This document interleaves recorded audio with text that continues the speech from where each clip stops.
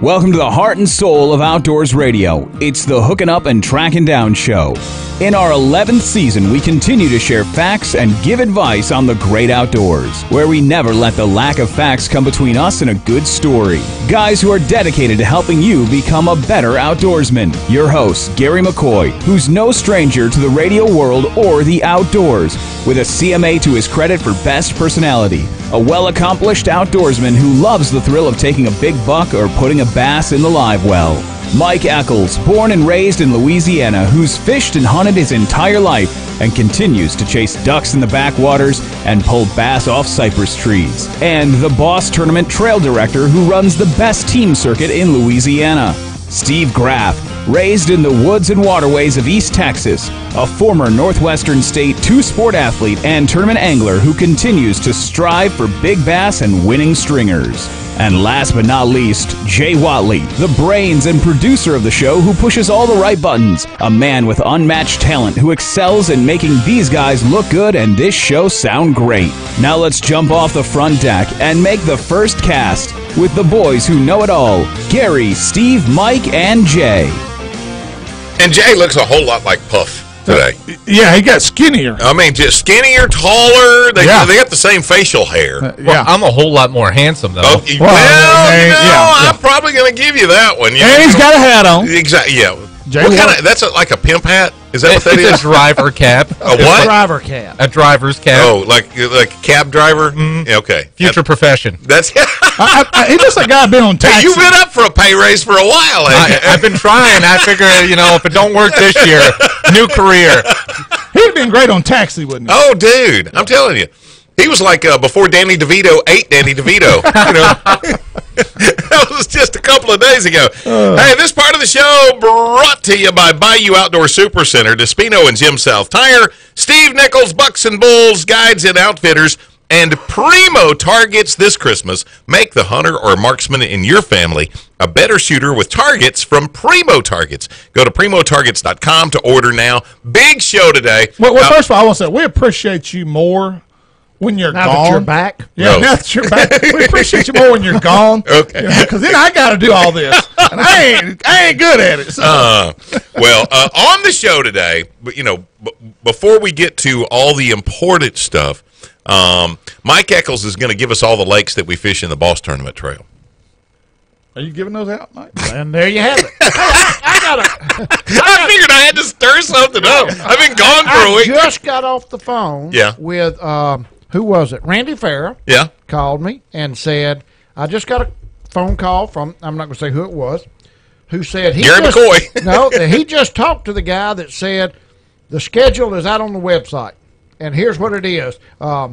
Claiborne in February, Atchafalaya Basin in March, Caney Lake and I said, Going to Monticello in April. He said, is the schedule out? And I said, the dates are out. Oh, yeah. We've had the dates for a couple of years For now. 7 years, 8 years now. But he said, the guy just said he saw it. It's out there. I said, well, I don't know what he was He might have looked at another local trail. Yeah, had to. But is there any hint? I mean, is there any day that we could say, hey, look, this is the day that you will know? You will know it by Friday before the first tournament. Which is the Without first a doubt. Saturday of February. Yeah. Okay. Let me tell you where we're at. I've got something in mind. I really do. Okay. But right now, A change? no. Okay. I've got a schedule. In Okay. mind. A mystery lake. Yeah. No. Right now, there's no way in the world that you can promise me that if I put that schedule out, that one of those lakes won't be shut down because of high water. Ain't no Yeah. doubt. You can't do it. Yeah.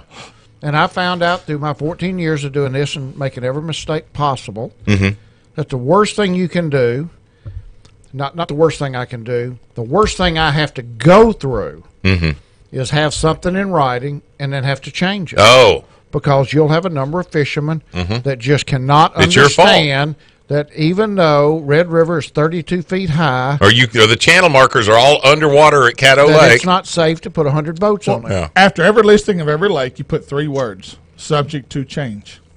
So Doesn't matter. that It doesn't covers you matter. then. You're covered. No, it doesn't. No, it doesn't. You won't be. Because No, he got it doesn't. that's in the rules. Yeah, I know that. That but does not. So Yeah. anyway, it is not out. It's close, and I think. do we everybody know knows it. when is there going to be a boat show tournament? Yes. Okay. Yeah, it's going to be January 19th. Okay, so we do know that. Yeah, absolutely. Same lakes as last Same year? lakes, yeah. Okay. So that'll mean that you can fish Cross Lake, Kettle Lake, Toledo Bend, Grand Bayou. Grand Bayou, Black Vistano. Lake, Lake Grand and Pike. Bayou won it last year. Was it last year that Grand Bayou won it? Or was that 2 years ago? 2 years ago, I think. Okay. Jamie Myers won it, Uh-huh. and he was on, and that might have been last year. Okay. First time. I think and you're right. I I think my brother-in-law, I think Mike Craig finished second last year. I predict Grand Bayou wins it every year, and it never does until last year. Yeah. So you You got it keep right. doing it all the time. You got to be right again. Yeah, eventually, one I other- win. Yeah, there we go. On the show today. Now this is really important stuff. Obviously, Mike's not going to tell us anything. He knows. Yeah. He's got it written down, but he won't let us know. I got it written down on the back of this piece of paper right here, but I'm not going to show it to you. I know. But I tell you what, I People give. call me up all the time. Hey, what Eccles say? You're with him for 2 hours. You know what do he say? Dude, I'm gonna tell you. I guarantee. I was with him for 2 hours. He never said anything that made sense. We do have Miss Kay Robertson on today's show. Yep. Is she going to talk just cooking, or are we going to talk, whooping We're going boys, to talk or family traditions that the Robertsons have. We're going to talk just general talk with Miss Kay. I want to talk about raising boys. There you go. That's a great topic for her. And kids at Christmas. Yeah. And kids today at Christmas, and the almost entitlement Oh no. that we've brought on them. We did it. We did. We did it. We're Absolutely. the ones that gave them all this stuff. That was Phil's biggest concern when they started doing the TV show, that the grandkids would start to have that sense of entitlement. That Yeah. was one of his biggest concerns. It really was. I want to visit with her about that. Oh, But you know what? that's There's a great. new movement. I say new. It's been around a couple of years. The 4 Gifts Yeah. Christmas. Have you heard of this? Uh-uh. It's something you want, something you need, something to wear, and something to read. You get 4 gifts. Something you want, something you need, something to wear, and something to read. You get 4 gifts. So beef jerky ain't in there.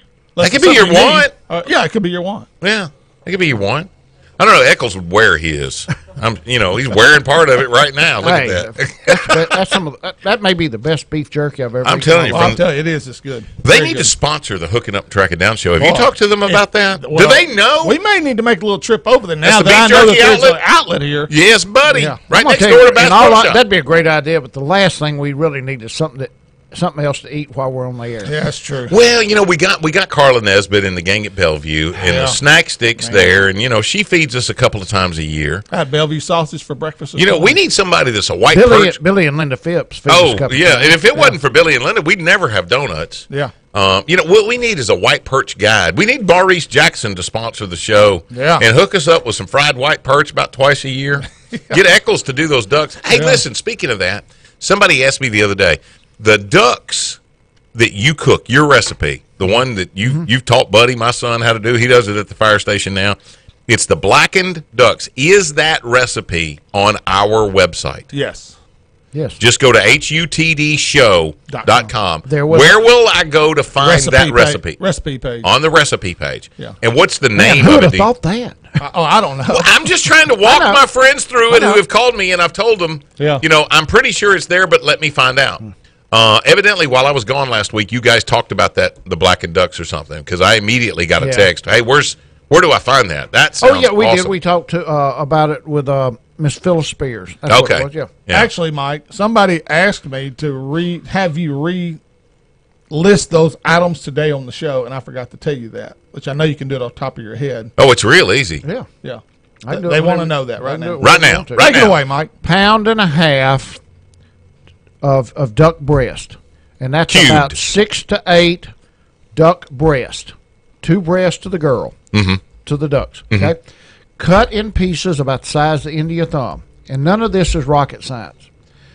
Put it in a bowl. Melt 1 stick of unsalted butter. And that's really important. Unsalted butter. Pour that in there and stir it up, and put 1 bottle, which is 2 ounces, of John Paul Prudhomme blackened redfish It seasoning. ain't John Paul. It's just Paul Prudhomme. Paul Prudhomme, okay. Paul Prudhomme black and redfish seasoning. It's really Paul Don't Prudhomme. vary from that. Yeah. Pour that bottle in there and stir it up, and it'll look like a pile of dog crap. Yeah. Clumpy, that butter. And let it sit. Go outside, turn your fish cooker on, and put a little 6-inch cast iron skillet right on top of the fire. Walk off and leave it, and hit anybody that tries to move it. When you think the skillet's so hot it's going to catch fire, let it set another 3 or 4 minutes. Yeah, that's gospel. Yeah, that's Put exactly you a right. big oven mitt or welding glove on your left hand. Put 1 serving spoon of this stuff in the pot. Like a big wooden spoon. Well, or metal spoon, whatever. Okay, yeah. And stir it for 60 seconds. And that's it. The butter will catch fire inside the skillet. That's what it's supposed to do. Mm-hmm. Don't get the extinguisher. No. Don't burn your hand. You got to burn have your a big mitt. And don't try to cook it in a bigger skillet or more, because it will not cook fast enough if Right. you do that. Right. Do it just like that. See? See, somebody's calling you right now. Here it is, Gary, right here. It's Okay. actually a video recording of Of Mike Eccles Eccles doing it. Okay. on our recipe page, cooking up and smacking down. Smack it down. I thought that was pretty good. Is that pretty good? And the deal is, it's so simple. Don't change it. It doesn't matter what kind of ducks you use. You can even cook a blackjack. You can cook a snow goose. Yeah. About a You pound cook and them, a the half of conservation meat. geese in March. Buddy cooked a ton of those. Cut them in a little bit of pieces. Put 1 stick of unsalted butter on it. 1 bottle of Paul Prudhomme black and redfish seasoning. Cook it 60 seconds. Dump it. Put your skillet back on the fire. Let it get white hot again. Put another spoonful in there. Hey, I'm going to tell you something right now. Now, it's a great appetizer, but I'm going to tell you, we have discovered a new use for it. Cut you up some lettuce and tomato, put it over on the side. You make burritos with it. Yes. I'm telling you right now, With the you duck? will, with the duck. Oh, but I bet you that's will awesome. hurt yourself. Oh, It is man. unreal. Okay, now listen, we only got a couple of minutes left, but the most important thing to remember today is Miss Sherry Graff Yes. Yep. You're has exactly right. suffered for 37 years. Yes. Today's the day? Today's the day. Y'all have been married 19th. for 37 years. 37 years. You know, I gave her a lot more credit for being way smarter than that. I can't. I mean, she's not wearing chains. I mean, it's not like she had to hang in there. That's and, right. and I know that she has figured out many times how to kill you in your sleep. Right. And she still hadn't done it. Yeah. And I don't know if somebody paid her to keep me around this long or what, but it's worked out pretty good. 37 years. That's pretty good. How long have you and Charlotte been married? 45 last month. Okay, so really? you guys got a little practice on us. So y'all are 5 years from the 50th. Yeah. Yeah. I tell everybody it barely seems like you li- 45 minutes. Underwater. Hey, I'm telling you, man, and I feel like I'm one of the luckiest guys on earth. So, Well, you are. I mean, I really Have am. you met your wife? Exactly. Have you met her parents? You know, for her to put up with what my shenanigans, for 37 years. I mean, that's You know what? pretty good. When she started dating you, you were an athlete back then. I'm still an athlete. No, you're not. You fell out of the boat. But you were an athlete I back can do that then. with grace, though. And then you went into minor league baseball and stuff, and she followed you. She in followed spite of- me, I mean, yes. She and you was were there like, with me every step of the way. isn't that unreal? Yeah, it is. We had some good times. We love you, Sherry. Yeah, we do. Thank you for Dave. keeping him, sane somewhat. Yeah, exactly. If you weren't there, that's the best part of it all. If Sherry wasn't there, Yeah. what would we be looking at right now? A guy probably looks a lot older than he is. So. Where would you? What business would you be in if it wasn't for the path your life took? I would have probably moved to Ohio with Holloway Sportswear. I'd have probably You think stayed you'd down ever Holloway. gone into coaching? Yeah, that's professionally? probably where I would have gone. Yeah, Yeah. you're right. Because I that's know the you path liked I it. would have taken. You never got Correct paid that, to do Mike. it, but you enjoyed it. Yeah, and that's definitely the path I would have chosen. So I'd have gone into coaching. Yeah. So no doubt about that. See? And now you get to coach us every Wednesday. Yeah, right. How to catch the big old fish. I gave up on that a long time ago. Sit tight. Miss Kay Robertson coming up at 11:30. Oh, and at 12 o'clock straight up, set your watch right now. Be close to the radio. Coming up on the Primo Target Hotline, ESPN's Mark Zona. This is going to be a huge show. Miss Kay Robertson and Mark Zona all in the same day. And some of the best outdoor outlaw stories we've ever covered in this next segment. Yeah, that's coming up. Yeah. Hook it up, track it down, 11:30. The Tiger. Now get me out of this deep freezing heat.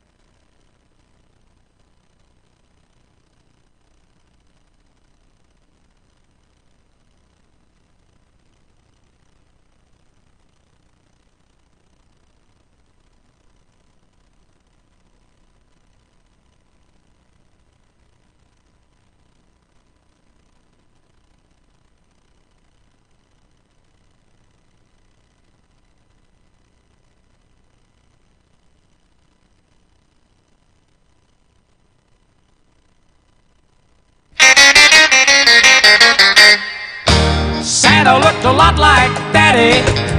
Our daddy looked a lot like Hey, thank him. you for tuning in, hooking up and tracking down 1130 The Tiger. This segment of Hooking Up, Tracking Down, presented by Daiwa Rods and Reels, V&M Baits, J&J Exterminating, Silver Star Smokehouse, and Bass Cash Bash. Sign up now for your chance to win cash and prizes for simply catching one tagged fish. Go to basscashbash.com and sign up today because you don't want to be that guy. No, you don't. Holiday season's here, deer season's here. Amen. And when that happens at one time, can't think of anything except Bellevue Meat Processing. Amen. Open 7 days a week, 8 a.m. till 9 p.m. Now taking your deer and your wild game for processing. Great selection of sausage, seasonings, Mayhaw jelly, and barbecue sauce. Pre-packaged mixes like gumbo, red beans, and rice, and jambalaya. That's your supper made. Yeah. Supper's 30 minutes away. They offer great snacks. No, they offer incredible snack Amen. sticks. Perfect for the duck blind or the deer stand. I can vouch for both of those. Bellevue is the official processor of Hunters for the Hungry. Go to BellevueMeat.com to learn more. Okie doke. Time for some outdoor outlaws. Oh, man, we got good ones. Can you get that music bed for us, bad boys? Have you got that? Play that for us. Come on. There we go. There we go. Outdoor outlaws, and it's going to be really hard to top this one. Yeah, any of the three we got today. They're really good ones. I'm just going to tell you that right now, this whole family was involved in this one. That's hilarious. 4 members of a Southwest Missouri family have been caught in a multi-year poaching case where authorities say hundreds of deer were killed illegally. The deer were all trophy bucks taken illegally, mostly at night, and for their heads alone, leaving the bodies of the deer to waste, said Lawrence County Prosecuting Attorney Don Trotter. Conservation agents are calling it one of Missouri's largest cases of deer poaching ever. Case was so egregious, the Lawrence County judge, Robert George, ordered a special addition to the jail time that one of the poachers received. Court records show the defendant, and listen to this. This is what he got, along with his jail time. The defendant is to view the Walt Disney movie Bambi, with the first viewing being on or before December 23rd, 2018, and at least one such viewing each month thereafter during the defendant's incarceration in the Lawrence County Jail. So every month, homeboy, not only is he in jail and he's Bubba's girlfriend, he and Bubba gonna cuddle up and watch Bambi together at least once a month. No popcorn, no nothing. Southwest Missouri case involves David Berry Sr. of Springfield, David Berry Jr. of Brookline, and Kyle Berry of Everton. The trio involved in a multi-year investigation by state, federal, and Canadian law enforcement agencies and conservation officers involving suspects in Kansas, Missouri, Nebraska, and Canada. David Berry is the defendant who was ordered to watch Bambi. Missouri Department of Conservation news release shows information gained from these and earlier interviews tied 14 Missouri residents to over 230 charges that occurred in 11 Missouri counties. Wow. 3 suspects tied to additional wildlife violations in Kansas, Nebraska, and Canada. 2 suspects tied to federal Lacey Act wildlife violations that occurred in Kansas, Nebraska, and Canada. As part of the effort, the agents concluded an 8.5 month investigation by serving arrest warrants on all 3 of the Berrys, David Berry Jr., David Berry Sr., and Kyle Berry. Now, this goes on forever and ever and ever. So far, the guys have posted $151,000 in bonds, $51,000 in fines and court costs, and collectively served 33 days in jail. But to me, even more intriguing about this story than the fact that the judge is making the guy watch Bambi is why did agents let this go this long? How come hundreds of deer had to be taken? I mean, they said that, they started with the first interview of them back in August of 2016. If you already knew there was a skunk in the woodpile, why in the world do you let that keep going? Why did all these other deer, and I'm assuming because these were all trophy deer, these were probably, like at a place like 1010 Ranch or something along those lines where somebody's jumping the fence at night and taking a deer illegally. Why would they let that go? Well, it just takes, because of our judicial system. Right. it takes a long time to build a case that will hold up in court. That's what I think it was too. I don't understand that. I know you don't understand. 230 deer. But they didn't. Probably 200. Maybe a lot of them. Probably 200 of those had already been killed. Yeah. When they found out about it. Yeah. And maybe some of this came to light after the investigation started. Okay, I can buy that. But still, you don't let somebody just keep murdering so that, you can. Yeah. Well, just like I know for a fact some guys got caught one time and went before a local federal judge, that a friend of mine, for like 32 wood ducks. Mm-hmm. Guy killed 32 wood ducks. Holy cow. And it came before court, and the judge fined him. And when he walked off, he called the game warden up there and he said, next time that goes past 2 ducks, I'm fining you too. Yeah. He said, you should have stopped him at 2. Yeah, when he was Instead too of over the watching limit. him kill 32. Yeah. Okay, guess what? What? I kill 2 ducks, I get a $50 fine. I'm going to probably do it again. Yeah. I slap kill on the hand, 32 ducks, and Yeah. I get a $3,000 fine. Yeah. I may stop. Yeah. Another part of the crime here is they just took the heads and left the deer Left to the waste. deer to waste. That's I'll crazy. tell you who else they will get in that. The taxidermists and stuff that's buying the heads. And I'm assuming, now there true. is a connection here. Some people are saying that possibly the Chinese were involved in this because they I buy bet that they for were. the aphrodisiacs. Yes. No. This stuff. That's true. That they buy antlers, especially elk Oh, antler, yeah. for aphrodisiacs, Yeah. and they're saying he might have had an overseas market for the antlers. I need to try that. No telling. It is your anniversary. Yeah. Hey, blue pill. Nothing says happy anniversary better than a set of horns. Yeah, buddy. Sherry, Steve's going to come home tonight a full-blown spike. Yeah. With a blue pill. Do the next one, Mike. Okay. I'm gonna have to skip through this one because it's on my phone. It covered a whole bunch of stuff, and I'm gonna have to search around what part to read without having to read the whole thing. But here's the gist of it. Although baiting deer in Michigan is legal,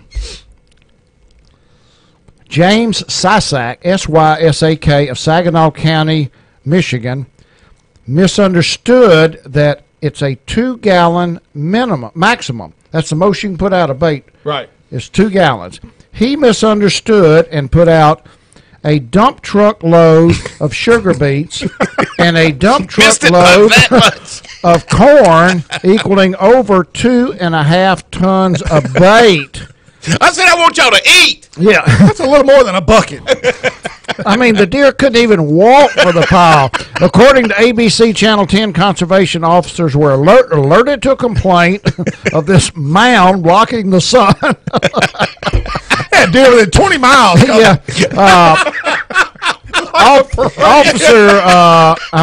Officer Joseph Myers, who investigated the case, found access to a site using a county road access. I saw a hunting blind on the right, On and I top of saw some this corn. orange object through the trees. It was a grain trailer full of corn with the doors broken off and 100 gallons of corn on the ground. There was a 150-yard cobblestone road of sugar beets making a J shape around the blind. It looked like an individual had just driven around the property and dumped everything out. He didn't know who owned the property. He decided to return the next day. There was a truck parked there. I walked up to the blind, and there were 4 individuals in the blind. Myers said that Sysak picked up a orange vest and put it on as he approached the blind. After interviewing him, Myers determined the bait, far in excess of 2-gallon limit, had been in the area for some time. Sysak also admitted to me that he had taken a 9-point buck over the illegal bait, making it an illegal deer. I seized the evidence and cited the suspect. Let me see what he showed him the gun, so they took the gun away from him. Good thing he didn't pull his pants down. They took the keys to the A dump jury truck. trial was held April 28th and in Ithaca. So, Mike, tell me this. I mean, here we go again. Wait a second. He was found guilty by the panel of 6 juries on all 3 charges: over limit of bait, failing to wear an orange vest, and taking a deer by an illegal method. Okay, so the game warden didn't know anything about the deer ever taken, and this guy just rolled over on himself. Oh, and by the way, couple of weeks ago, I shot a 9-point. Over. Yeah. What do those game wardens do to these poor people to just get them to just? I don't know. I mean, it's like, well, when I was in the 4th grade, I stole a box of crayons. Yeah. You know, I don't consider myself the world's best liar. Yeah. There's apparently some people out there that's worse than me. I believe I could give classes. Oh, my God. Okay, Stevie, what you got? Social media snags another idiot. When crafting a hunting story on social media, always pay attention to the timeline. Trinity County man posted information about a whitetail buck he claimed to have taken on November the 4th that caught the eye of a game warden. Quick check revealed the individual actually purchased his hunting license the day after he claimed the kill. After monitoring the subject's Facebook page for a couple of days and posting he had already gotten the finished taxidermy mount of deer antlers, wardens paid him a visit. Wardens arrived at the residence and asked to see the hunter's license, which was missing, a mule deer tag, and the harvest log revealed the hunter killed a doe on the same day it was purchased. Wardens already knew a buck was killed and asked to see the head. The hunter led the wardens to the living room of the residence where the skull was a European mount and displayed on the wall. According to the hunter, he had actually killed the buck on November the 4th and received the mounted buck back the next day. Now, you've done some taxidermy work. You could do a European in a day. Okay. It could happen. After a short waterboarding interrogation, the hunter admitted to taking the buck on October 23rd with the rifle during the archery-only hunting season. Oh, so dude. there's your answer. Yeah, buddy. Waterboarding is how they get these guys. Yeah, that's the way it's got to work. I'm just, I'm figuring, it's. See, I got a picture of you and the goat. And see, that's you and that's the goat right there. Anything you want to tell us about before we put this on Facebook? Oh, God. We're hooking up, track it down. Hang on. Miss Kay Robertson going to be on the show with us here in less than 2 minutes. Hooking up, tracking down 11:30 the Tiger. Is the bluebird here to stay? Is a new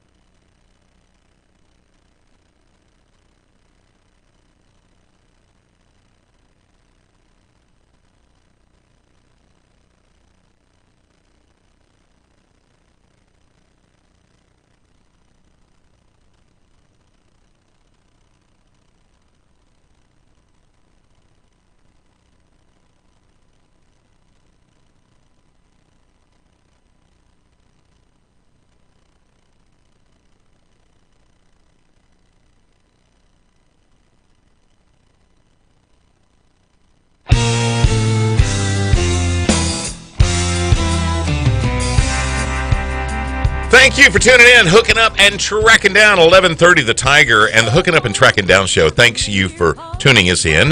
This segment is brought to you by Cypress Knee Outdoors, Nichols Department Stores, Bellevue Meat Processing, and Spro Lures. If you're looking for a great stocking stuffer, Spro Lures has the bronze-eye frog and one of the best rattle baits made, the Aruka Shad. Either would make any angler happy on Christmas Day. To see these and everything else Spro has to offer, go to spro.com. Hey, real quick, Bash, Cash, Bash, don't be that guy. The 2019 schedule is out. Gunnersville, Toledo Bend, Sam Rayburn, and Lake Fork. Up first, Sam Rayburn, January 1st through April the 30th. Enter for your chance to win cash and merchandise, including a new truck and a Phoenix boat. Entry fee is $50 for adults, $30 for youth, 15 and under. Go to basscashbash.com to register today. And remember, you don't want to be that guy. Okay, I am that guy. I am part of those guys. All three of us getting to visit with one of our heroes, Miss Kay Robertson. Miss Kay, are you in Monroe today? I am. West Monroe. Yes, I am. Right at my house. Amen. And that's the best place to be this time of the year, isn't it? It is, especially if it's cool and just light rain outside. Oh, yeah. Well, Miss Kay, is there still a biscuit smell left over from fresh biscuits this morning? Well, not yet, but most times there is. The hunters kind of changed their routine today. They did Phil's not hunting this morning, but he's hunting this afternoon. So normally you'd be smelling that, but because they switched around, we don't have that smell going just yet. Oh. But believe me, when they're here, it's just like feeding a bunch of hogs. Well, you know what? That kind of segs into what I wanted to talk to you about because, here we are in the Christmas season, and, you always had a house full of boys. What was the biggest thing that you learned? If somebody was talking to you about raising kids, what was the biggest thing that you learned, best trick for raising boys? Because we're just like hogs. There's a lot of difference in raising boys and raising girls, and I think the good Lord gave me that knowing, at first I was upset without a girl, but I'm not now because I see there was a purpose to that. And, boys, we I actually raised 4 boys in a 1,400 square foot house with 1 bathroom. No dishwasher. Wow. I want that noted. But well, we're talking to the dishwasher. Yeah. That's right. That is exactly right. Plus, they learned how to wash dishes too with hand. Not the easy way, but the hard way. And but you can put those boys all in the bathroom. I mean, it's like a locker room for how guys can share all that and girls can't. Right. And the best thing I can say is this: I think people, especially younger women, and a lot of women just think it all has to be perfect, and they get all mad. Let me tell you something. That is not the key to it. The key to it is what goes on in the home, not how the home looks. I'm not nasty. I will say that, but I am junky and I am a hoarder. Everybody knows that. But one thing about my kids were they were comfortable and they didn't mind. I could wake up and there'd be 5 different boys sleeping on couches, recliners, the floor, anywhere. I've never seen them in my life, but my boys brought them home. Like you bring home puppies or whatever, and they just brought home extra friends. Well, that's and I wouldn't know them from out. Now, one guy I'll never forget because he was coming in right about 300, and I was thinking, oh my gosh, I got to get up, add some more meat to the pot today because he's going to be hungrier than most. So, and that's another thing. They're always hungry, and all these women tell me. They want something every hour on hour. That's what they do.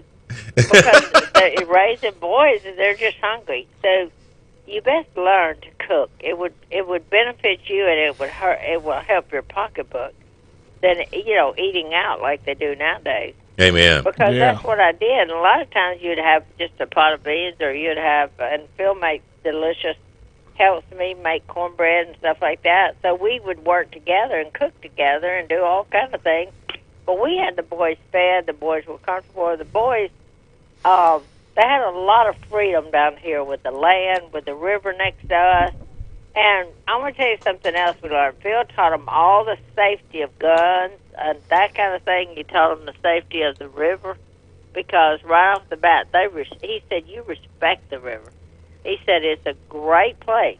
He said, but I'm going to tell you something else.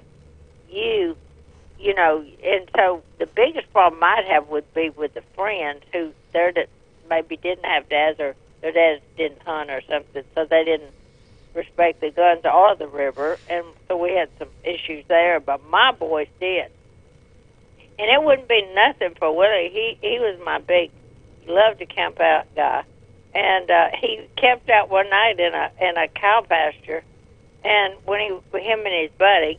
And when he woke up, he said a big cow was just standing over him, just looking at him like, why are you here? And, the other mothers would say, I'd have been scared if my son said. I said, no, Willie's an adventurer. Jace camped out too and all that. And that was just the way it was. And to worry over it, I didn't. I just put them in the Lord's hands and prayed that they would be safe. But they were much safer, I believe, in the country out here with the, forces of nature, all that kind of stuff, than they would be right in the middle of the city. Yeah. If you were starting all over again, if you could only teach those boys one thing, what would that one thing be? I think, and I don't know how to say one thing, because we always taught them about God, and they knew their roots were there, even though they didn't always live like that. But Phil has instilled, and we both did, about the work ethic. And I tell you, I'm proud of that they knew they were to work and take care of the family, or work. And, they weren't raised to think somebody else owed them. They were raised to know if you get it, and also we. Wait a minute! I need you to repeat that. Miss Kay, I need you to repeat that real quick and say it real loud so that maybe some of those people that don't believe like us will hear you say that. They were not raised to think that people owed them. Amen. You're not entitled to nothing. To fly out of that nest. You go out of the nest and you don't come right back to the nest. In fact, the door of the nest closes, and you come visit, and we love it, and we let you spend a night, all that. But then you make your bed and your nest, and unless there's something unfortunate happened with sickness or a house burns or something like that, that's a whole different story. But just a regular person decides, I'd rather live with mom and dad because I can save my money and spend it on me. No, we don't go that route. You learn how to work, how to manage, and I tell somebody, I see my kids make mistakes, and but then I think that's their mistake. They've got to learn themselves through it. Now, I'm not saying I wouldn't point out a few because I have, but it's ultimately we raised them really pretty much independently too. And everybody talks about, well, I know Phil made them boys play football. No, he didn't. He gave them a choice. They could play. They could do what they wanted to. Even as far as hunting and fishing, he wanted them all to do it because he did it. But he would never make them do that. He wanted them to want to do that. Miss Kay, I got two questions for you. First off, you said Phil wasn't hunting today. What the heck's going on there? He is hunting today, just this afternoon. He goes in at 1 o'clock or 2, I don't know, whatever time. They switched it around. It has to do with the weather. Okay. And Jason thinks he's the know-all of the time. So he's the duck whisperer. Phil said, I'm going to let him. I'm listening to him today, but we'll see about how well that goes. Because Phil would be out there already if it was Phil running. But now him and Jason both make the decisions of where they hunt and what time they hunt. They go back and forth. So that kind of Phil's the overall boss of everything, but Jason is right under him. Okay. Question number 2. Is that y'all's granddaughter that does the commercials for Simmons Sporting Good? No, it's not. Golly, she's so pretty, isn't she? You'd think yes. It was. Well, our Sadie. That has to be a Robertson, baby. Hey, our Sadie, she's been out and about and does so much, and is actually she's probably the most popular Robertson right now as far as speaking engagements and things like that. She's probably booked for the next 3 years. Really? Miss Kay, I got to tell you, I teach Sunday school, junior high, senior high at First United Methodist Church in Natchitoches. I've used some of Sadie's videos She is one of the most well-spoken Christian young women and a great example to kids to follow in her. I'm telling you, I know y'all are so proud of her, but she's very genuine and she's very real. And I'm telling Well, and you know where she gets all that passion is from her Papa Phil, because when he speaks, he has passion like she does. And when I see her waving that Bible around, it's just so much like Phil. It's scary, you know. And now every one of my boys speak, and they all do a great job. But I'm just saying, talk about somebody with passion. Oh, yes. Yes. That girl's got it. And conviction. She has really got it all. Yes. And Yeah. yet she's beautiful, too, isn't she? She's a doll. Now, other question I got, when you talk about discipline, I'm sure Phil probably wore out a couple of belts. You probably wore out. More than two, I'm sure. Yeah, and some spoons. How big was discipline with those boys? I bet they were a handful growing up as youngsters. Well, I tell you, the thing is, boys. Another thing, they were very. They loved to compete. We had a basketball goal in the yard, and so they constantly were playing basketball, and then they went down there and they have a path, and it's not even a good place, but you'll laugh about this, where they played baseball, but you had to be careful because you hit it too hard, it'll go in the river.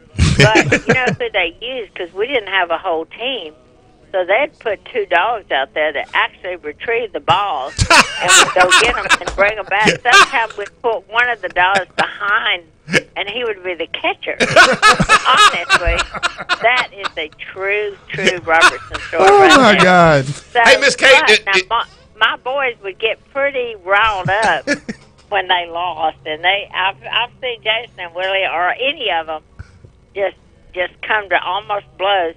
But then the best part about it is because they knew about, you didn't stay mad, and you really wasn't supposed to get that carried away. So they would usually always, sometimes I'd see them with a hug, like throw an arm around the other one, like, well, it's, you know, I didn't mean it that bad, you know. There's Bobo. Yeah. Would somebody get Bobo? Hey, Miss Kate, while you get Bobo handled, would you give us just a second? We got to play a couple of commercials, but we want to hang out Okay. with you just a minute longer if you've got time. Well, as long as you want to, I'm free. Fantastic. Miss Kay Robertson hanging out with us. We're all getting ready for Christmas together and visiting with, the Robertson family. We're hooking up and tracking down 1130, the Tiger.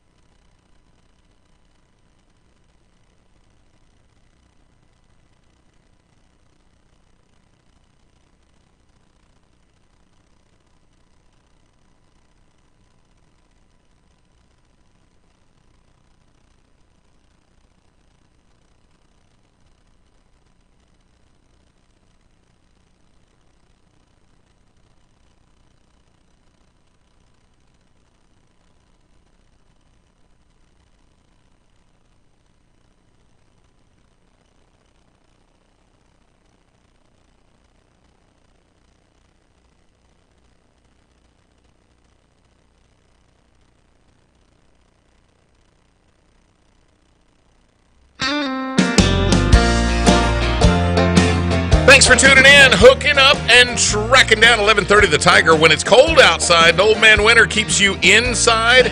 Check out our Facebook page at Hooking Up and Tracking Down Show. That's what it is, Hooking Up and Tracking Down Show. We'll keep you in touch with what's going on in the great outdoors. This segment presented by Honey Baked Hams, Rio Ammunition, United Rentals, and Daiwa Rods and Reels. What anglers are using to give them a leg up on the competition? Daiwa Rods and Reels. Go to Daiwa.com to see the entire lineup of Daiwa products. Daiwa, where perfection does exist. Honey Baked Ham. Speaking of Honey Baked Ham, holidays are here, so order your Honey Baked Ham now so you can get it before Christmas. Offering not only Honey Baked Hams, but great smoked turkeys as well. And they got some great desserts, pumpkin pie and pecan pie. Also, if you got lunch on your mind, got a great deli offering salads, sandwiches, chips, cookies. Place your orders online right now for Honey Baked Hams. Get 15% off. It's good now through January the 7th of 2019. And if you're looking for the destination, it's 5739 Uri Drive in Shreveport. Or you can just call them at 318-865-4411. Mr. Bill will be glad to take care of you. And on the Primo Targets hotline with us again, Miss Kay Robertson in West Monroe. Still got a little bit of rain falling. You're getting ready. Did you get Bobo handled just a minute ago? Yes, we got him handled. There was the meter reader outside. Oh, that's what had him all shook up. Well, you know, the life that you've led, Miss Kay, you know, you've had so many blessings in your life. I mean, through the boys. I mean, your oldest son being a minister, you know, Willie being the great businessman, Jace being what he is, Jep, you know, just an incredible artist in so many different facets. Jep has a food truck, you know. Oh, Really? yeah. In Yeah. Austin, Texas. Yeah. And all of them just so talented. And you know, and as you look back over your life, I mean, you know, there were some rough spots in your life. I read Phil's book a couple of years ago, and there were some rough spots. Did you ever think that you'd be where you are today? Never in a million years did we think that.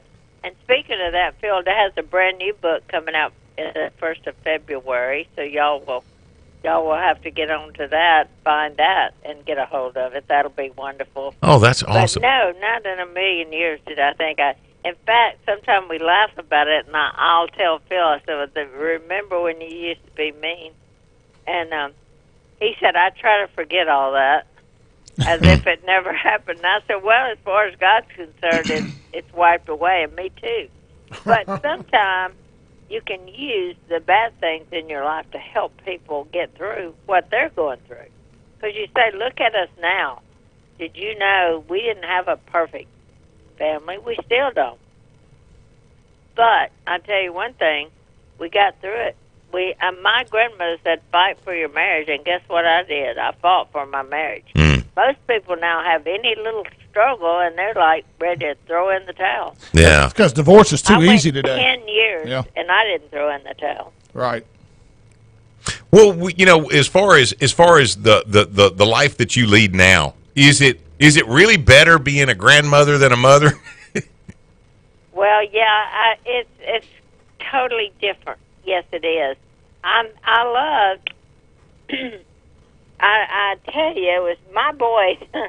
Yeah, they put me through the ringer sometimes. That is honestly the truth. You know, Jason was the good one. We always said he didn't drink or do anything. He didn't, you know, he was the example of you never have sex before you're married. All those good things.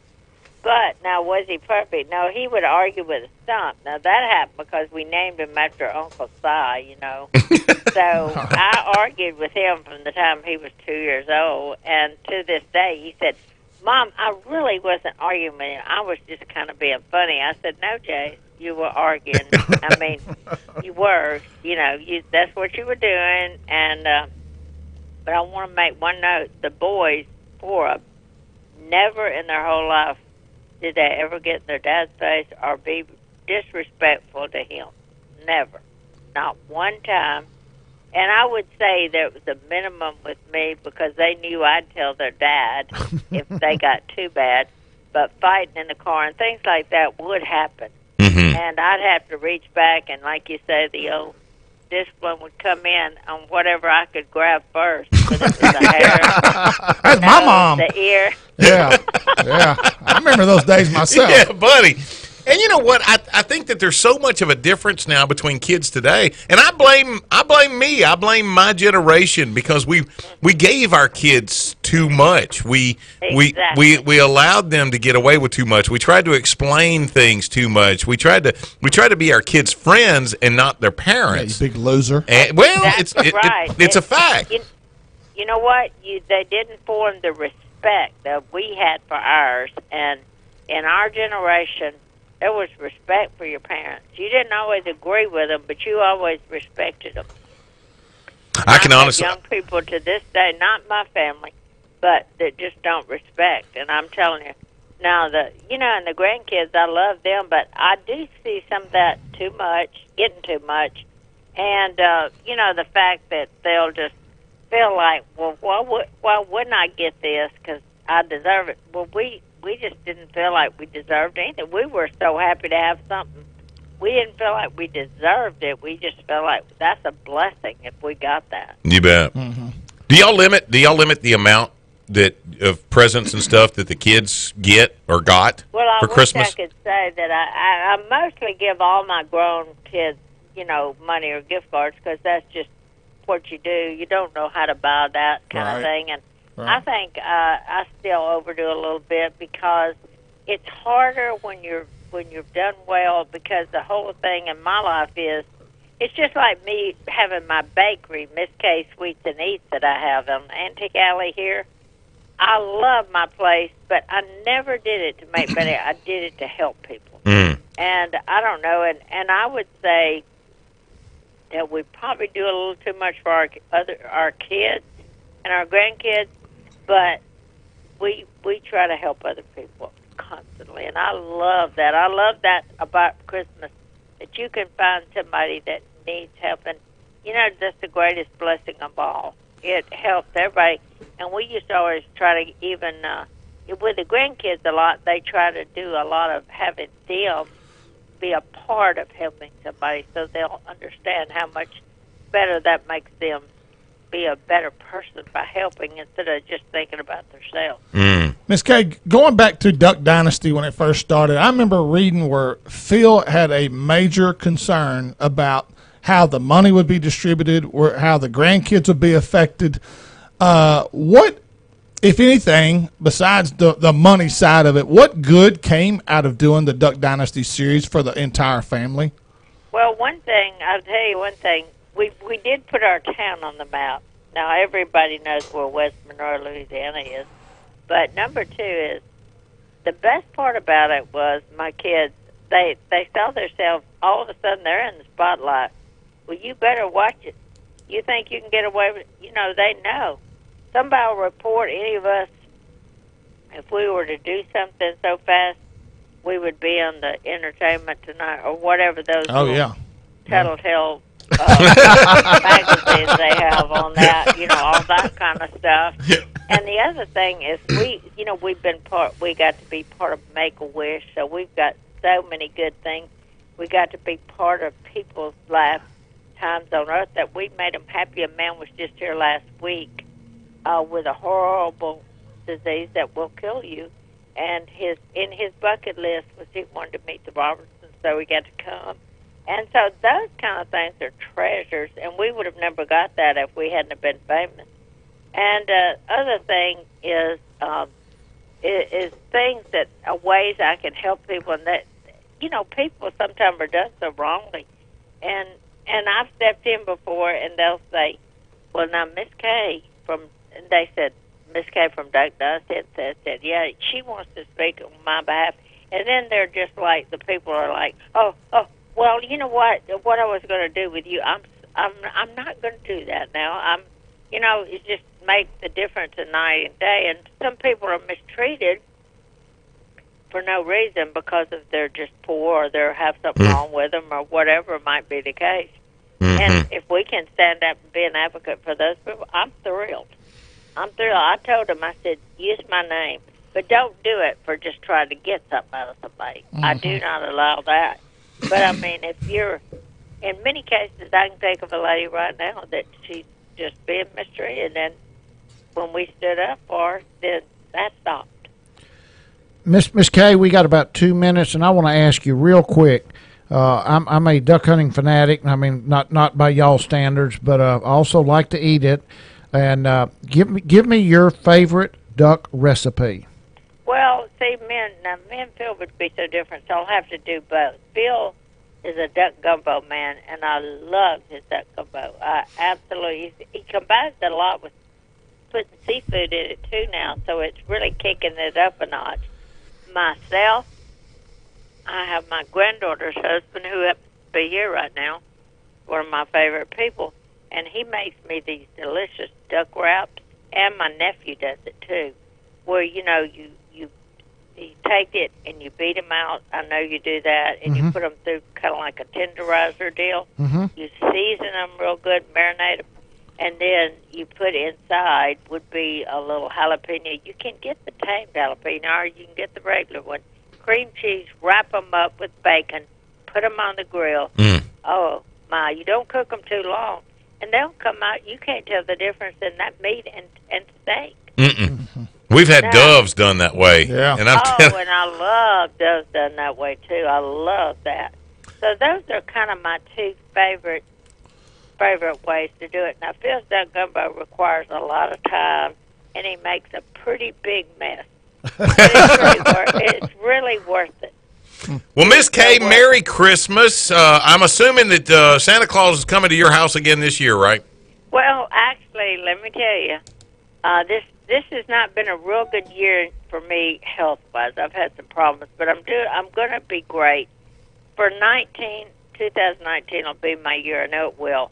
But right now I'm suffering from this wound. It was just an accidental freak accident, but it really hurt my leg, and I've had to be like, a crippled lady for a little while, and that's okay, because that's taught me how to help people that have things like this.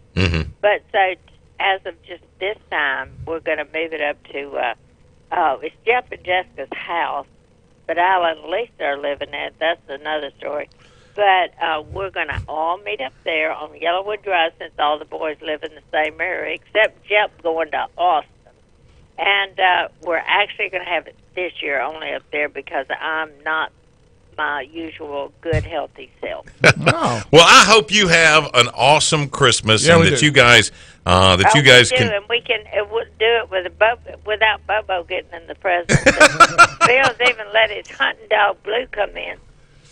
Well, Merry Christmas. I thought it was like Christmas vacation. He about took out. It was like the dog and the squirrel. He about took out everything in there. So that was an experience. It reminded me of the boys. Back when they were there. That dog is just he's so ADD till it's off the chart. But he's the best hunting dog Phil's ever had in his life. He said if he could just find the right thing to settle him down. Well, thank you, Miss Kay. We appreciate your time, and I hope you have an awesome Christmas. You too. I hope y'all do too. And thanks. I enjoy talking to you every time. Thank you.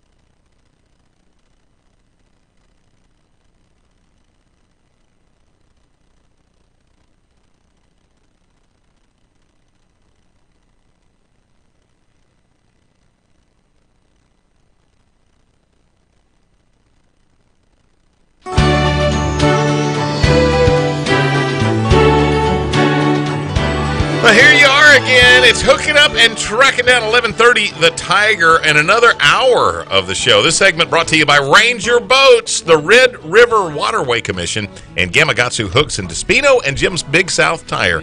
Friendly folks offering the best tires and service that you'll get at all the Despino and Big Jim's. What is it? Jim's Big South. You got it all backwards. It ain't Big Jim. There is no Big Jim. Big Jim South Tire. No. Big Jim. They sell that out at the fun shop. It ain't Slim Jim. It's Big Jim. Okay.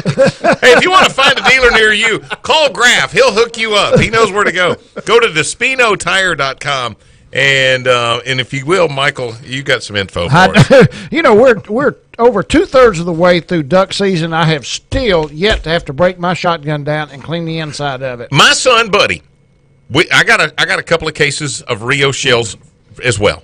My son, Buddy, said, Daddy, tell Mr. Mike, it's not just because we got these shells. He said, I have not cleaned my gun yet this year. Rio Ammunition, established in 1896, focused on innovation and product development. Rio specializes in sporting and hunting shotgun shells, now running a new state-of-the-art facility in Marshall, Texas, which you cannot go over and visit.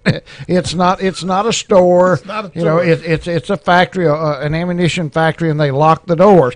Technology, advanced cases, primers, powders, wads, and shot. Cleanest shooting shell on the market.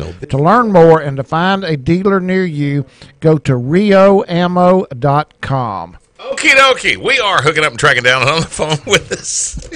Mo, Larry, and Curly here on the Primo Target Hotline.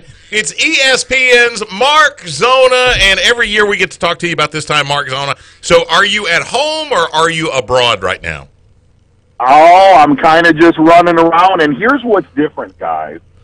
I really thought about it. I was sitting in a tree stand a day ago, and I think we've talked together every single year around the holidays this time of year. Yep. Amen. As we get into Christmas and the New Year, and generally, the New Orleans Saints and the Chicago Bears are really out of the NFL picture by now.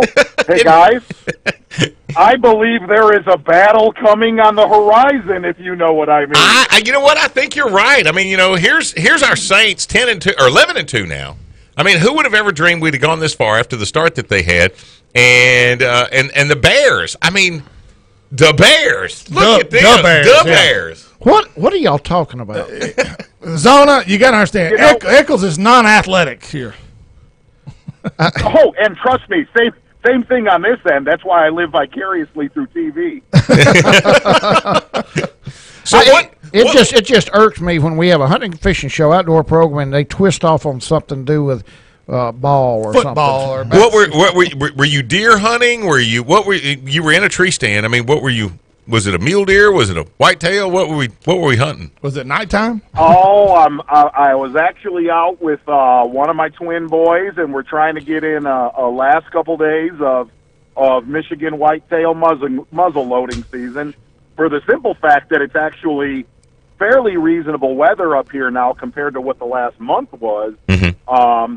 But we shut it down. We finished up some taping last week, taping Zona Show stuff and some Bassmaster stuff going into next season. And, it'll look a lot different on the Elite Series. You know what? That's gotta be crazy for you as the host of that. Yeah, it's I've used a lot other words than crazy.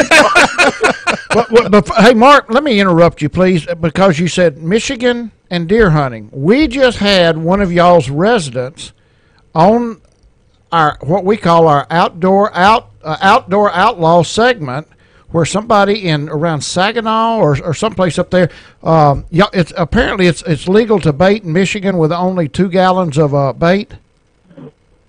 Yes. Okay, well, and this guy misunderstood, and he thought it was 2 tons. A dump truck. Yeah, 2 dump truck loads of sugar beets and corn. And this was Michigan deer hunter. It'd be better for me not to comment on anything going forward on that topic. Oh, so this was a friend of yours? That was the Zona family. It wasn't Kevin Van Dam, was it? it's very interesting how they word that in the hunting journal digest for all the laws. Here's what I can tell you. I have a lot of friends that obviously do not read that part of the journal. So tell me, now when you hunt there in Michigan, are you in the UP?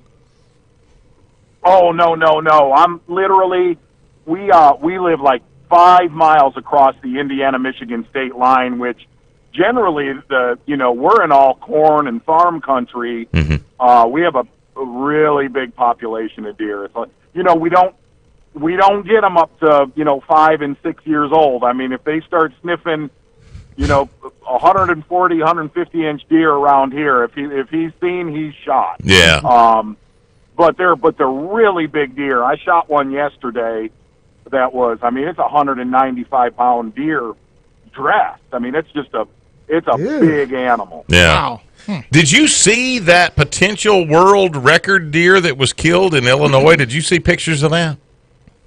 I absolutely did. And you know what's weird is, Steve, you guys know, I grew up on the south side of Chicago, just outside of, 10 miles from downtown Chicago. Mm-hmm. It is staggering. It is truly staggering for all of your deer hunt listeners. The biggest deer I've ever seen taken in my entire life are all within 10 miles of downtown Chicago, and that is a true story. Really? Huh. What's the attraction? Yeah. Just not hunted? They're left alone. Yeah. They're left alone with a really great food source, and it like my buddies show me pictures of deer that they harvest. I mean, in downtown Chicago Heights, that I mean, words cannot describe. I mean, genuine wild 180 to 210 inch deer. Wow. Holy cow. Those deer stand a lot better chance of getting shot with a 9mm than they do a 30-06. Exactly. Yeah, or a set of nunchucks. Yeah. Or an Uzi. Yeah. Right. Yeah. Exactly. The wonderful world of Zona. Are you? Have you gotten to do any fishing since things have kind of slowed down a little bit? Yeah. Have you been to Rayburn? I have been to Rayburn. You know what's interesting, guys? My wife is driving with me right now, and my kids are going to graduate college probably in the next 4 to 5 years, and I figured I'm down around Rayburn and Toledo Bend so much, it's time that I start to breach the subject of wanting to live in Texas. There you go. As I say that and stare at her, I don't feel like our chances are real strong for that happening unless I go alone. Yeah, we've heard your boys say that mom's the boss at your house. So I think it's fair to say mom is the business. I just show up every now and then. there you go. There you go. Well, surely she'd let you have a lake house down here and spend, maybe no more than 10 months out of the year down here. Yeah, be a snowbird guy. Yeah, that's funny. I don't see that ever happening. We call people like you, Mark, snowbirds. They come from the north, they fly down for the winter, and then they're here, and then they go back. The genuine problem is every time I come to Rayburn, it snows. So whatever crap that's up here, it tends to follow me down there. Oh, that ain't good. You need to stay at home for a little while. Yeah. Okay, now exactly. Mark, here's the elephant that's in the room. Obviously, there will be some changes with the elites this year. We're going to go there right now, aren't we? Well, there. we can't just leave that alone. It's either this segment or the next segment, Mark. Which one you want? Well, and it can take two. That's the. Is there anything that you can divulge as far as a viewer's perspective, and not just from the television show side of things, but the online portion of it as well? Is there anything, new twists, anything that you feel like will be advantageous to really delve in a lot more into BASS this year, because the playing field has changed?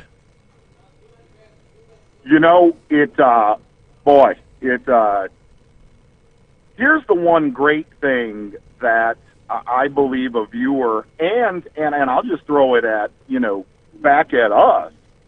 The field that the Elite Series will be this year and this is one of the unique things. Look, every region, you guys know this as well as anybody in the region you live in, is there are a lot of guys that you look at and you're like, dang, man, you can do it.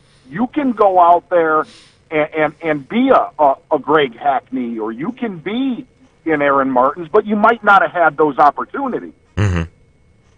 With and this is not a goofy sales pitch. There will be very, very recognizable household names and faces in the Elite Series, but there will be a very large number this year. I'll go into next year, into 3 years from now, of those guys, those snipers that have been sitting in the weeds waiting for an opportunity, and it's our job to get those guys in the ring now. And here's the other side of it. Of what happened and what's gone on, of the exodus of Kevin Van Dam and Edwin Evers, and I'm going to live by this statement. I'm going to live by it. If Tom Brady and Drew Brees leave the Saints and Patriots tomorrow, there is still going to be a Patriots and Saints game this coming Sunday. Amen. It's just the way it is. If those guys leave and they go off and do their own thing, hey, here's where I'm at with this. From an emotional standpoint, hey, it sucks. From a career standpoint and the future of this game, Bass in the Elite Series, guys, it ain't going anywhere. There's still going to be a classic. There's still going to be an Angler of the Year, and that stuff's just going to go on all the way until my kids are my age. And this is how I feel about it. that has always been the institution of bass fishing. You can have whatever comes along, and hey, look, every organization has its place in the game. Yeah. But as far as the Elite Series goes, that's my house. That's where I work. That's what I believe in, and inevitably that's where I stayed for that reason, because it's what I grew up on, and hopefully, and I've made this statement on your show before, unless I get fired, which is there's always that potential, it's where I'll retire. Is 2019 going to be the first year for a star that we don't even know who could potentially in the next few years be a superstar? 110%. The reason why I say that, if you sit here, and I'm not going to throw their names out, I want you to just sit here and think about the last 2 to 4 years on the Bassmaster Elite Series of guys that overnight have become, for lack of a better term, rock stars. Jordan Lee. I mean, look at Jordan Lee. Nobody knew who he was. You can keep going. Yeah. You can keep going with those under 30-year-olds, and here's where I'm at. You want to walk out and head elsewhere? Let's bring a whole new level playing field in there. I'm thinking. See, I'm starting to get emotional right now. Well, sure you are, but you think about this. You know, you were saying you weren't trying to sound like a salesman, and understandably so. But I mean, this is an opportunity for someone to launch themselves into the elite, and really to have had all of those almost unsurmountable obstacles removed out of their way. It's like, how in the world am I ever going to beat Kevin Van Dam? How in the world am I ever going to meet Greg Hackney? How in the world am I ever going to beat, Jordan Lee? And those obstacles have been moved out of the way, and here's an opportunity for a young angler to come aboard and possibly be a superstar by this time next year. 110%. And I could tell you from the production side, from television to live to .com, the folks that I work with, from Tommy Sanders to Davey Height, we're ready to go. We are. There's a lot of fuel in the tank right now, best I could put it.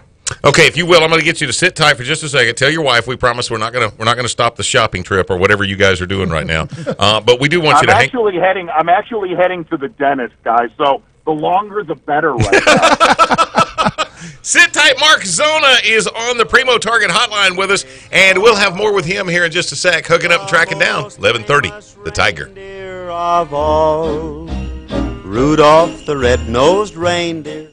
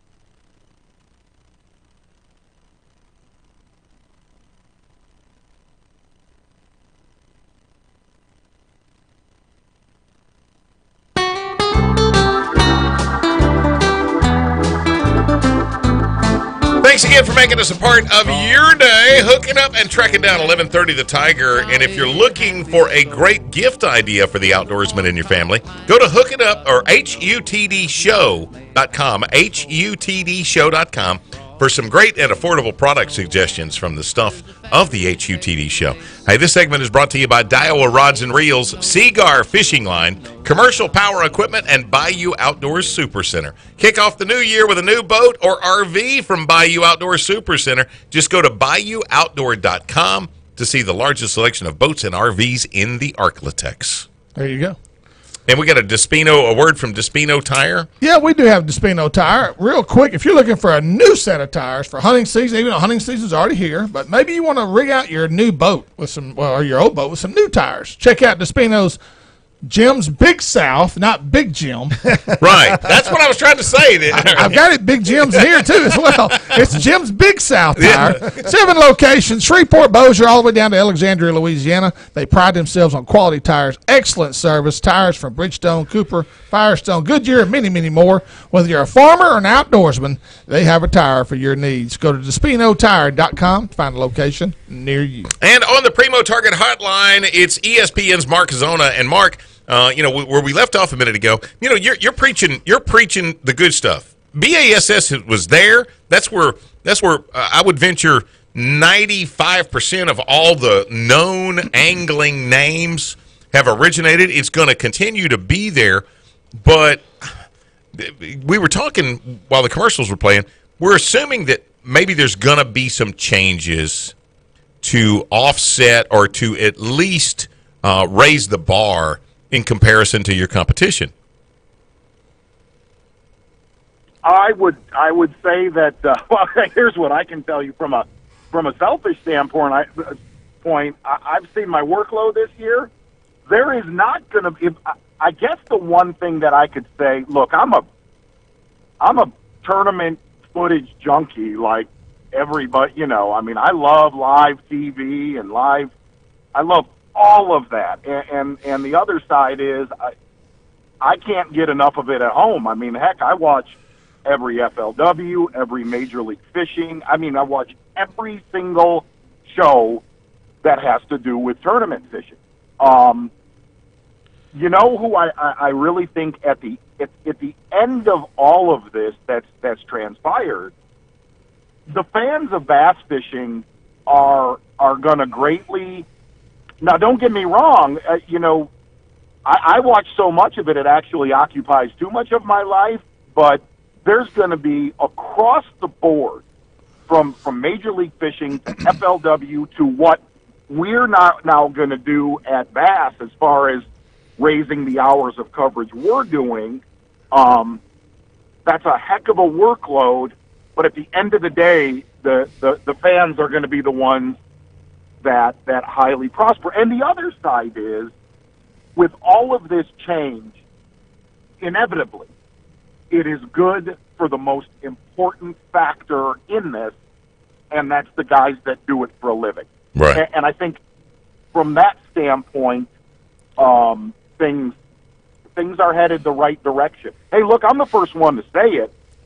There's been a lot of change needed for decades and decades, and if this is what needed to spark a lot of that change, I'm all for that side of it. Well, Mark, talking to some of the key people that I've had the privilege of talking to at the other organization, one of the things that the question I ask, what made all these guys jump ship? And he was very specific with me. He said, two things, insurance and 401k. Is BASS looking to offer that now to their anglers as well? I could not even say. I could not say, for the simple point that that right there is news to me. Yep. But I honestly, guys, those are subjects that I stay out of those meetings. Yeah. Right. Well, you know what? I want to circle back around to what you were talking about a minute ago, as far as the fan, the true spectator. I'm going to tell you that, you know, from my perspective, in the last 10 years, the greatest addition has been the cameras in the boat, and I can actually watch live footage in real time. Yep. You know, a stream from the. When's the day going to come when every angler has got that boat, and there's the possibility that, you know, that I can look at my favorite, even though he might be in the bottom 50? Oh, I would say that day's transpiring as these years go on. You know, I can tell you we're going from, you know, you go from covering from 5 to 10 the last day. You know what the next progression of that is. I remember when we did the first live broadcast, we just did an hour to 2 hours for one day of the tournament, which now it's gone to 3 days, to 4 days. You know, the other side is just covering 10 guys is an epic challenge. You have to walk and then jog and then run before you can just throw a camera into the whole field's boat. But that day will arrive. That there is no doubt. I don't know if I'll see it in my lifetime. I hope I do. But I'd love the day that there's 80 cameras in 80 boats. Well, see, all you'd have to do is just put them on Facebook live feed, and you know, and you're good to go. Yeah, Facebook. That's it. Facebook. Well, Mark, let me tell you something. Gary McCoy, sitting over here to my left, I've said this a long time ago, and it's the first time I ever heard it. And he said, "You can be better, but you can't be firster. Whoever did it right the first time is always going to have the best, be known the best, whether their product's better or not. BASS is the first. So BASS will never, go away, and they will never fall to the bottom of the pile. However, nothing helps better than competition. Amen. Totally agree with that. When I first started doing local tournaments, we did a great job. The boat dealer did a great job for a couple of years, and then it started falling off, their participation every year. And it continued to fall off for several years until another boat dealer started doing a circuit, and my boat dealer had to step back up and start doing better. Well, who profited from that? The fishermen. The fishermen Right. profited from it. Right. And it's the same way with on the level that you're speaking about. This, although a lot of dissension and a lot of questions and a lot of rumors and a lot of little schoolgirl remarks and stuff, in the long run, this is not going to do anything except help the industry all the way around. Right. I 1,000,000% agree with that. And the other, the other true side of this from a personal aspect is, man, I love the guys that I've covered, Hackney and Kevin and Ayler and Aaron. I mean, I could go on and on and on. And those guys are family to me. I mean, I've shot so many Zona shows with them, and here's what I can tell you. I truly, truly wish those guys nothing but the best. And outside of that competition, and look, we're going to have that. No matter what, I can love those guys to the end of time, but you work across the road now. You know what I mean? Mm-hmm. That's just a fact. I will absolutely, because I care about what we've done in business together. I wish them nothing but the best. And it gets me emotional because I will miss them so much. Yeah. And as weird as this sounds, with them leaving, I also look at this next phase of my career and covering all new guys as a new challenge, but more than that, changing what we've done. I mean, I hate to say it. I mean, guys, I hate to say it. The same guys generally on the Elite Series the last 12 years have beat the pants off the bottom of the Elite Series. Mm-hmm. It's just a fact. So to try to find those diamonds in the rough that are out there, that have been out there, it's a big challenge, but it's an exciting challenge from how I view my job. Mark, why did it have to come down to a split and guys pulling up stakes and jumping ship? Why couldn't they have worked together? Come on. I mean, seriously. Yeah. I mean, here, the only example I could say is, and I'll live by this. I will live by what I'm going to say. There's a lot of guys that needed to leave. Yeah. They're at the end of their careers. They've had really strong careers, but a lot of the younger guys were starting to take over. Mm-hmm. The other aspect is there's a lot of owners of that organization that, you know what? Heck, guys, I get it. You got a vested interest in this. The other group, I'll never understand to this day. I'll never understand. I just won't. From a business aspect, I'll never understand the young guys that truly had the keys to the kingdom. Yeah. And I'll be honest with you, it reminds me of back in high school, and you guys know this, when that varsity bus is leaving, you don't want to not be on it. Yeah. And that's, I've had a lot of guys call me and have deep conversations, and that side of it, I'm sorry, but to my last day working in this industry, there's about a dozen guys where I'm like, what were you thinking? Yeah. Exactly. Okay, one little serious thing before we let you go. And I just heard. Well, hold on a minute. Was not all this? I heard this through the grapevine that again in 2019 your New Year's resolution is going to be that you want to be just like Greg Hackney. Is that true? Actually, I believe that was his. Here's what's interesting. You guys know Hackney. You know he's my brother, right? Yes. Yeah. And you know that he hunts. He fishes to make enough money to go deer hunting. Okay, that's just a fact. Okay. I took Greg Hackney on a hunting trip to a place that I hunt down in South Texas, and he looked at me and said, "This is the most magical deer hunting I've ever experienced in my entire life." For Greg Hackney to actually admit that, Yeah. the best way I could put it, guys, he owes me one. Hey, Mark. Last week we had Jimmy Houston. This week we had you talking on the same subject.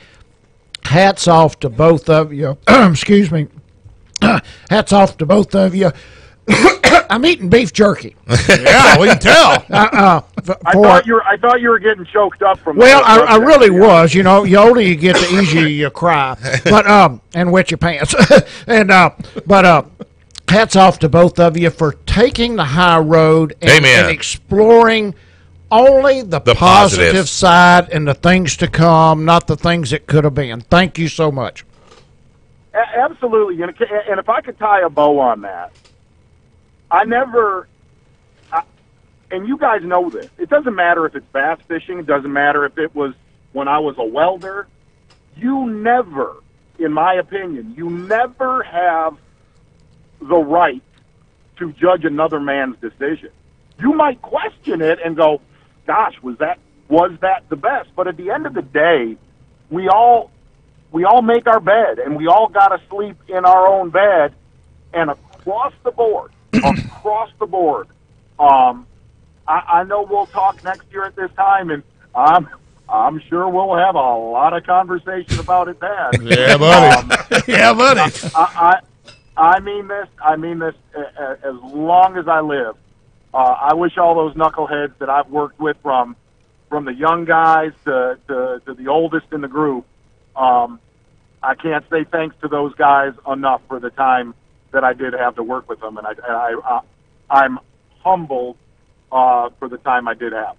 ESPN's Mark Zona. Merry Christmas, brother. And Yeah, I hope you get to deer hunt a little bit more. And obviously, you got your priorities right, because you're spending time with the family and the twins and your wife. I mean, that's truly what it's all about. And so kudos to you, brother. Hey, guys, one last thing. How about Go Bears? I love you. No, we can't go. It's Go Cowboys. or who dat? Well, it's up to you. You can go either way. But thank you. We appreciate you. You're the best. Merry Christmas, guys. Merry Christmas. Thank you, Mark. Mark Zona hooking up and tracking down 11:30. The Tiger. Jesus meant for it to be like this.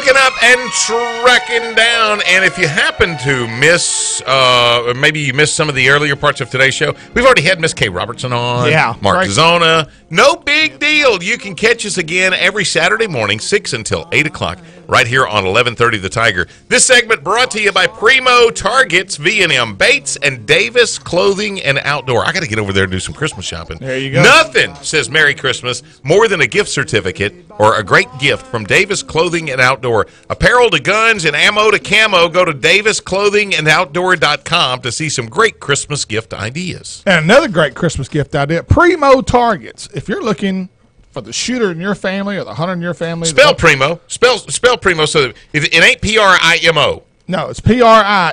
It's Primo Louisiana Cajun. style. Primo Cajun. Exactly Yeah. right. And if you got a hunter looking to improve his hunting skills or shooting skills, Primo Targets will How come make it got to you- be him? Well, it could be a her. Okay. You know who else? Bellevue Meats has got them out there. Yes, they do. Right, Yeah, on I pulled display. up the other day to get my deer, Yeah. and he's got them right in the front. I pulled Well, up right in one. I pulled up there and got my sausage the other day. Quality targets at an affordable price. Owners Chris Kennedy, Russ Herrock have a mission to make you a better hunter or maybe a competition shooter. Craftsmanship, quality, passion are a part of what makes Primo Targets the best on the market today. Go to PrimoTargets.com to order yours or to learn more where you can find Primo Targets. Go to PrimoTargets.com. Okay, we just had on the Primo Targets hotline a minute ago, ESPN's Mark Zona. And I want to know if you guys heard what I heard. Mark said to some of the young anglers that were leaving BASS, and I mean, to me, this was the loudest thing he said was, what were you thinking? Yeah.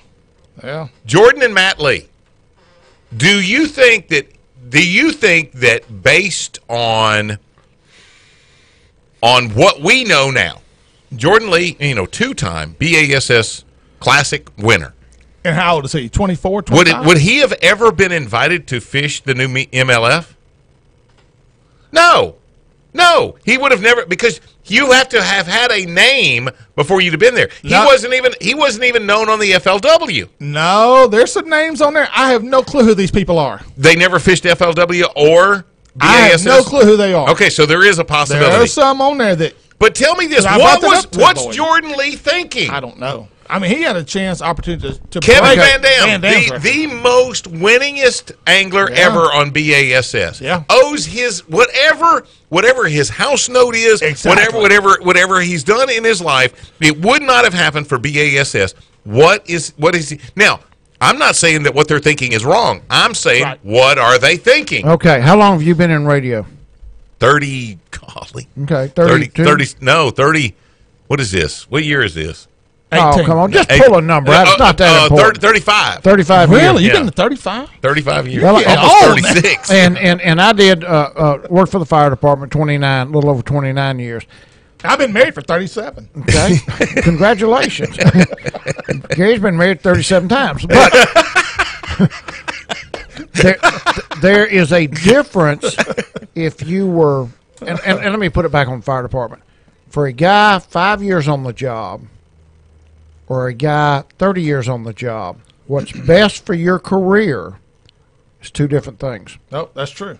Explain. I'm a little bit Well, lost in that. I'm just saying that a guy that's only been on the job for 5 years, I've seen guys that really did get into the medical field, good paramedics, that decided, I want to be a nurse, I want to be a doctor. Okay, gotcha. And I take this opportunity to step out and go to med school and leave and go do something else because I've only been in here 5 years. Well, Yeah. And not only that. Somebody in 30 years, you're a fool to leave and lose your pension.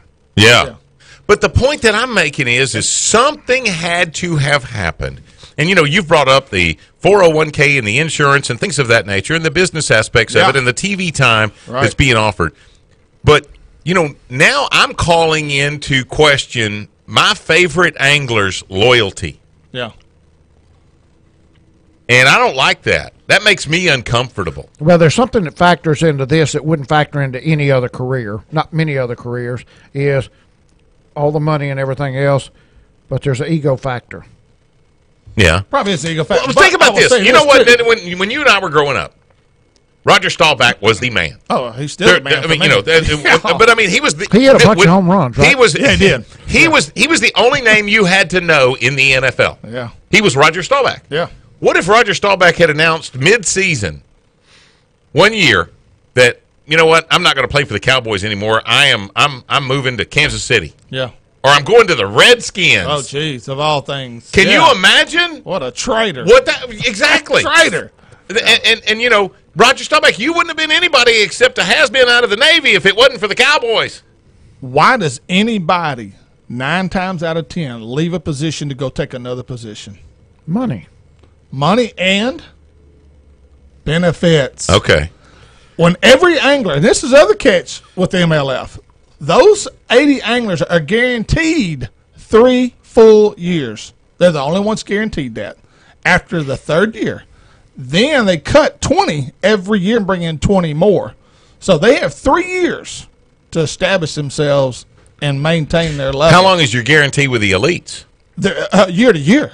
Right. That's right. That's my point. These guys jump because of the guarantee. No, you're guaranteed with the elites is as long as every you got $80,000. Right. As long as you can, that's right. That's right. That's my whole point. Right. As long as you can afford it. Yeah, you're probably right. And these that don't, after those 3 years, some of those are going to be coming and say, "Hey, Bass, I might have made a mistake." Now I think they sign a 3-year contract. I don't think they can come back to BASS. BASS has shut the door on those guys coming back. The deadline has passed. They said you will have Kevin to Van recall. Dam. They Let will Kevin take Van- their money in 3 years. Let Kevin Van Dam jump I'm not from disagreeing MLF. with y'all. I'm just telling you what they've said. Yeah. You have to requalify. But my question is this. You know, I mean, I honestly... Now there'll be a revolt from Mount Herring if they let them back in. I am a fan of BASS. I've been a fan me of too. BASS. I love it, I'm a yeah. lifetime member of BASS. I love MLF. Yeah. I love the Yeah. format. I love watching that show. I love the production. I love the process of the whole thing. Well done. And what I'm pissed off about is that I got to choose now. Yeah. As far as where my favorite anglers are, I didn't have to choose before because you'd have. What do you have to choose? Yeah, Well, no, you're right. There's You're right. another You're- avenue if you No, can you're It's called a watch channel selector. That's the only decision you got to You're right. make. But Really. what I'm saying is that you know you really It's not like Jeff Gordon going from NASCAR to Indy racing. no. you know? The point that I'm making is it seems like you follow one or the other. You keep up with MLF or you keep up with BASS, and I've never really kept up with MLF, and now I feel like I got to because the biggest names in the industry as we have them today are now in the MLF. But is I mean, the when draw- Kevin Van Dam and Greg Hackney leave BASS and go to MLF, you've lost to me, you know, and Jordan Lee, you know. would this? I mean, I'm gonna answer my own question. I already know the answer is no. But what would happen if MLF would have just kind of picked a few guys, you know, that were not that popular, but the format was still the same? Would people still watch it? I say you got to play to win, and if this is where they wanted it to go, if this is the format they had to create, They wanted the big and man. they had to make it so attractive to make these guys leave, and because I again, You do we've not called loyalty tune in to watch them catch fish. You tune in to watch the guy catch fish, the individual. That's my point. Yes. That's my point right there. There's 500 shows you can watch somebody catch fish. I'm going to tell you right now, do you think you have more fun watching Greg Hackney flipping or Charlie Ingram, not Charlie Ingram. Charlie, what is Charlie Brown. You know, you learn more from watching Greg Hackney possibly not If catch you don't fish. learn anything, you enjoy it more. And think about this. I mean, if Gerald Swindle. I mean, you know, just watching Gerald Swindle. I mean, that's But you know what I get out of MLF? What? Watching them struggle the way I struggle. Because some of them guys can't figure them out either, and they're the best in the business. Nobody struggles that hard. Let's take a we're break. hooking up and tracking down 11:30 the Tiger. They'll be singing.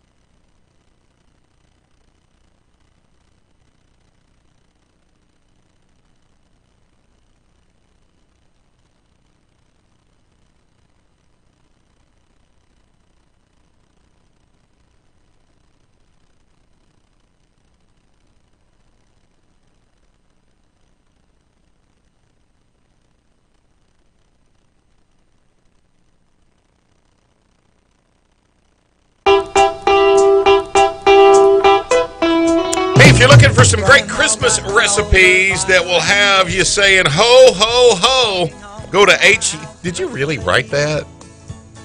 That will have you saying ho, ho, ho? Yeah, I did write that. It's not food that makes me say that. Ho, ho, ho, ho, ho, ho, ho. Go to HUTD.com to see recipes from Oh Dear and some mouth-watering recipes from Honey Baked Hams. This segment presented by Natchitoches Ford, Gamakatsu Hooks, Spro Lures, Cypress Knee Outdoors, and Nichols Department Stores. Don't let the holidays go by without a stop at one of the 4 Nichols Department Stores near you. They have something for everyone on your Christmas list. Here's your Bucks and Bulls Outfitters best times to hunt. This weekend is rated as excellent, and I believe that's going to be true. All 3 days.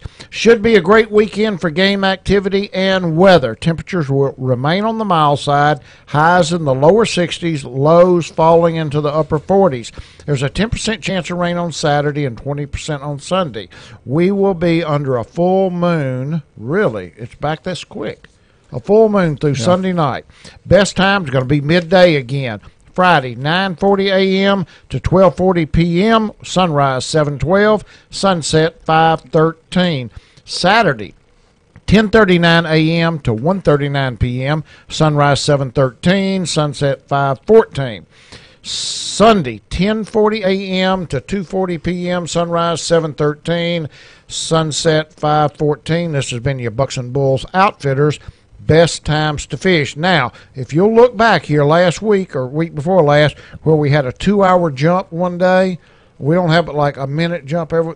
That was what we were calling a mistake. Right. And your Honey Baked Hams recipe of the week. If you forgot to pick up your bag of Honey Baked HB mixed bean soup when you picked up your ham, this recipe is for you or anyone looking to meal prep for a week. Whip up a pot of this on Sunday, leave it on the stove, let your family dig in. Delicious, nutritious, and filling is beans, right? Yeah. This dish is perfect for lunch or dinner and will entertain the family for hours. For this recipe, go to honeybaked.com or on our website at HUTDshow.com.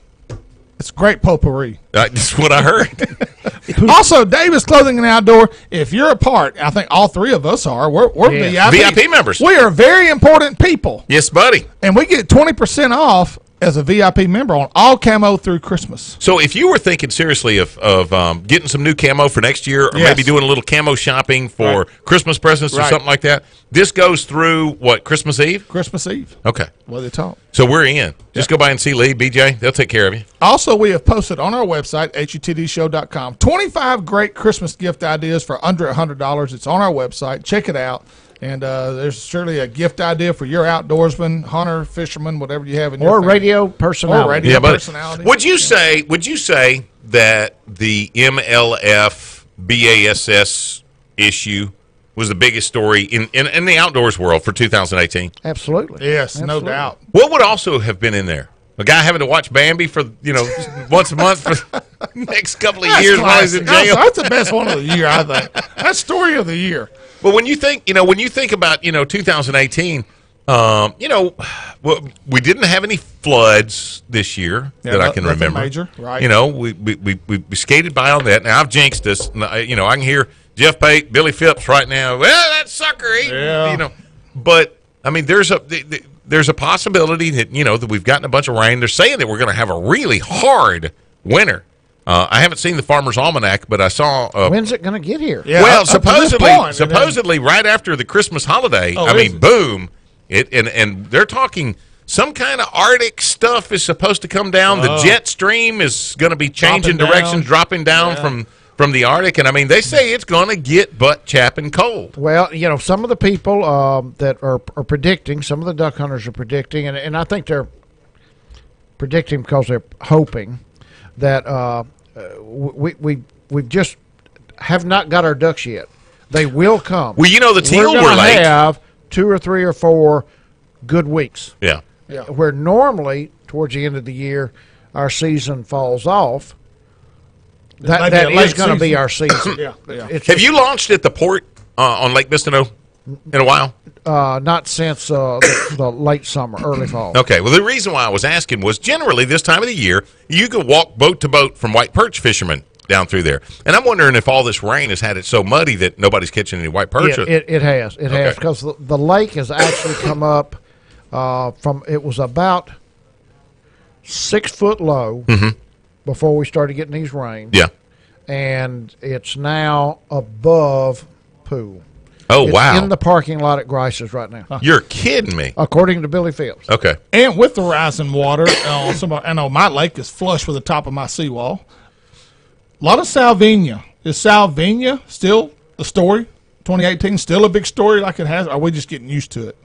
No, I think Mother Nature last year Yeah. or She this helped year, us a lot, in January, February, Yeah. I think that really stifled it. But I'm going to tell you, Yeah. I honestly, I'm like Eccles. I think that this is an issue that we're going to be dealing with forever. Yeah, I think you're right. Yeah. I don't know that unless you got 2 or 3 years that you had really extended long freezes. Yeah.